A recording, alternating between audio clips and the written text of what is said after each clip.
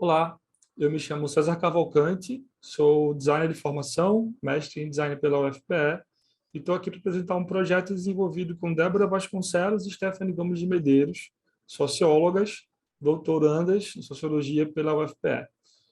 Esse trabalho ele fala sobre o processo de design e avaliação de nudges, que são estímulos, para reduzir o abandono escolar em estudantes com deficiência.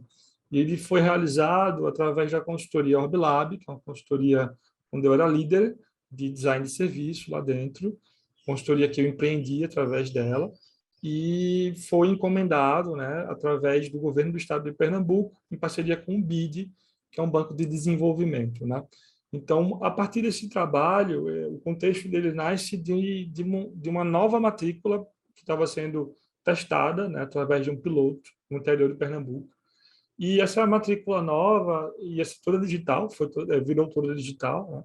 E ela buscava dar mais autonomia para as famílias, né? E, sobretudo, a ideia era dar para alguns perfis, como estudantes com algum tipo de necessidade especial, né, a possibilidade de ter mais chance de escolher a escola onde iria estudar. No processo anterior, ele não tinha uma boa elaboração, né, era mais manual e tinha outras questões que atrapalhavam esse processo.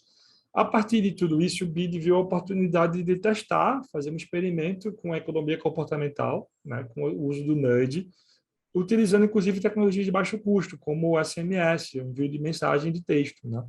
Então, essa ideia, segundo Taylor, de nudge, é que a gente consegue dar cutucadas nas pessoas, né? Cutucadas no sentido de pequenos estímulos, né? Orientações que vão influenciar o comportamento delas de maneira previsível, né? Então, a proposta é que não deve ser proibido nada, nem mudar significativamente nenhum tipo de incentivo econômico ou coisa parecida, né?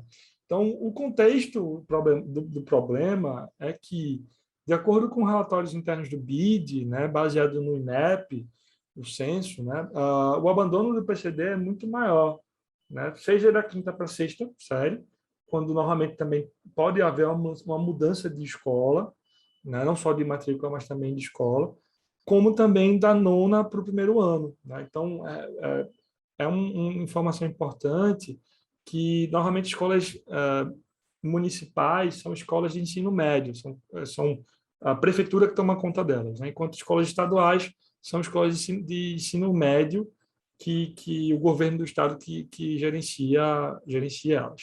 Então, o estudante, normalmente, seja da quinta ou para a sexta série, em alguns lugares, mas, sobretudo, do nono para o primeiro ano, eles trocam de escola. Então, isso para um estudante PCD, por exemplo, do ensino médio, 48% não chega a desistir, enquanto apenas 12% do não PCD. Então, há uma grande diferença para isso.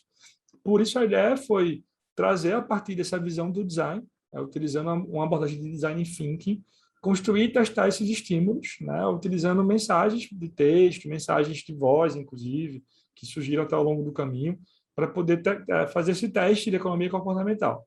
A ideia foi isolar um grupo de controle que não ia receber nenhum tipo de estímulo, enquanto outro grupo iria, e aí manter esse foco de fazer alguma coisa fácil, barata, escalável, né, que não envolvesse outros profissionais, no sentido de um psicólogo falar com a família, era realmente para fazer uma coisa de baixo toque, né, de baixa aproximação, mas escalável e prática para poder a gente testar esse tipo de tecnologia, né? Então, para poder chegar até aí, a gente utilizou um levantamento bibliográfico que foi entender algumas mecânicas de nudge. Mecânicas que falavam sobre esses nudges de maior toque ou de menor toque, de maior envolvimento ou menor envolvimento, envolvendo pessoas ou só mensagens, né? Empurrões ou cutucões, técnicas diferentes de economia comportamental, como escassez, prova social, né? Como a gente consegue estimular a pessoa através de dar informações, leis, fatos, através de dados, né? Então, isso tudo nos ajudou a montar uma estratégia, né? E também a pensar, através desse referencial, o que evitar, o que fazer em relação ao uso de envio de mensagens, a frequência, quantidade, né? As limitações cognitivas que as pessoas podem ter em relação ao que a gente está passando, efeitos até contrários de ter muita informação e atrapalhar o processo de escolha, né? E também, do ponto de vista do design da informação, a refletir sobre como o SMS ele ou mensagem de voz, ele não vai ter todos os princípios visuais, por exemplo, que o Mixer traz, né, em relação a cor, forma, tamanho, né? A gente não consegue controlar isso, mas consegue controlar algumas coisas, como o tom de voz, como o jeito de falar, como caixa alta, símbolos, né? Enfim, coisas desse sentido.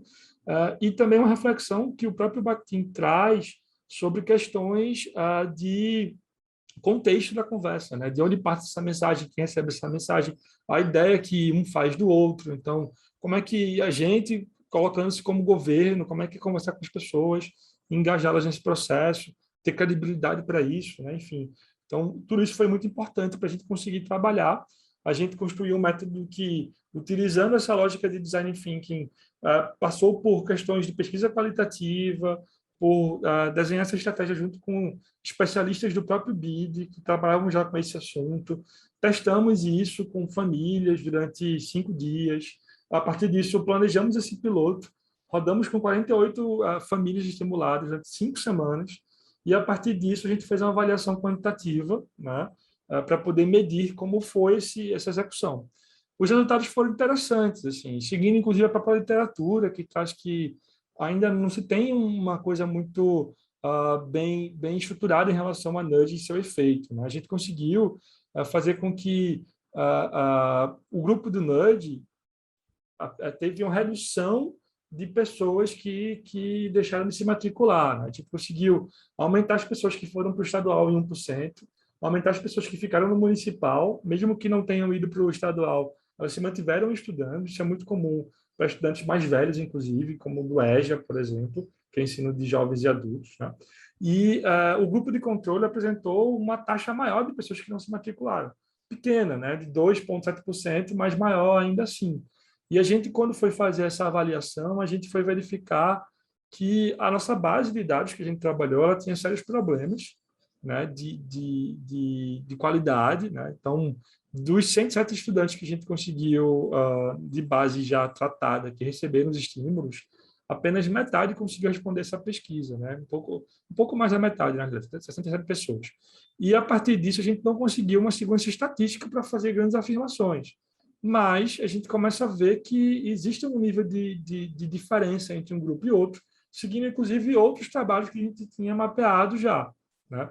Então, o efeito do nudge, ele é difícil de perceber, porque é muito difícil você isolar completamente as pessoas, e a gente conseguiu ver algum efeito nesse sentido.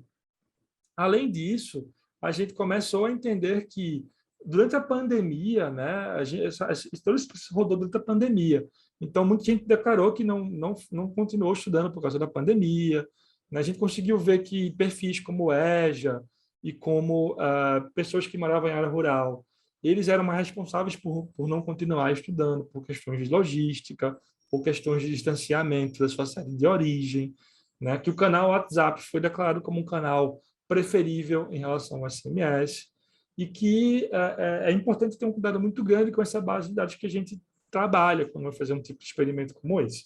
Também destacamos que a mistura entre design e economia comportamental, ela tem coisas muito interessantes para se tratar.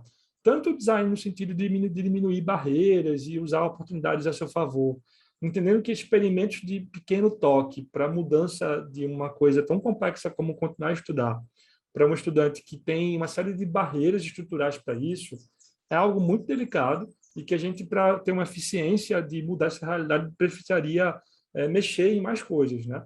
Mas o ganho em escala é muito bacana, né? É importante a gente pensar que pequenas coisinhas que toquem 1 ou 2%, 5% talvez, conseguem mudar a realidade de uma massa de pessoas maior. Então, essa mistura entre design e economia comportamental parece ser muito interessante, inclusive do ponto de vista de design da informação, pensando em convencimento, design emocional e outras coisas nesse sentido.